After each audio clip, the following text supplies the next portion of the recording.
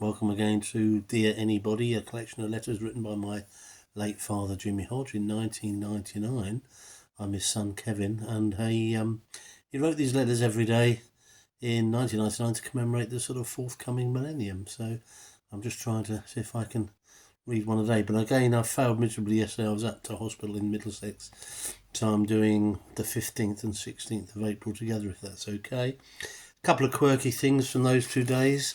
Apparently there was a big, how can I put it, kerfuffle, I suppose, because apparently new maps of the UK were coming out with Scotland, Wales and Northern Ireland, but England was not actually mentioned. So there was a big thing about being patriotic and St George's Day being cancelled in pubs and things, and Jimmy making the point that lots of things started in England and it should be recognised. So I'm not sure. I think we probably have done that now. I think we are recognised as separate sort of countries, aren't we, in the Great Britain, as it were.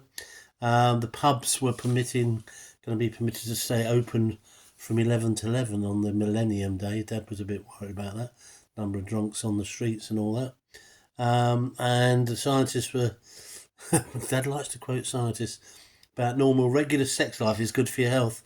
And it stops you getting stomach bugs, colds and flus. So, but if you do it too much, then it goes the other way. So that was a bit strange, really. On the 16th of April, a bit parochial news, Medway Town Council vetoed a plan to build a cycle walkway path from Chatham across the water, Medway, to what then was probably a set of industrial land. It used to be just marshland. I remember looking out of it for many years from my dad's office. It was just literally marshland, and then eventually bit by bit was reclaimed and is now an industrial estate. So saving £4 million by not doing that. Sex was mentioned again, sorry to say that, 3 times a week seems enough to satisfy most men. Apparently that's at least he's doing something right. Now this is interesting. Recently new laws came into effect which laid down a minimum wage. Can you guess what it was in 1999? Minimum wage, I'll tell you. £3.60 an hour, slightly less for those between 18 and 22. Much to the delight of union bosses, but it looks as though it will rebound on them. North West Water seems to first to make a move to cut costs, reducing the hours of its cleaners because they can't afford paying the new minimum wage. So minimum wage now I think it's just gone up in April to £12 something. So I guess I don't know if that's good that we've come that far in 26 years, but it's now £12 something rather than £3.60. There was a little bit of move for petrol engines and lead replacement. Petrol was coming out. Shell were the first to bring out a lead replacement so that you didn't have to have your engines modified.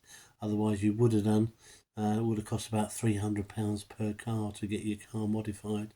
So, as I used to say, keep going well, keep going Shell. And lastly, what was it? According to US research, men should wash less if they want to boost their natural chemicals that attract women. That must account for the number of scruffy pop stars that we see with gorgeous girls on their arms, but presumably not under their armpits. Anyway, as always, Dad slightly quirky in his things. Tomorrow, 17th, and maybe we'll do 18th together, but I think the first line is something about the personal stereo, so we'll wait and see what that's all about.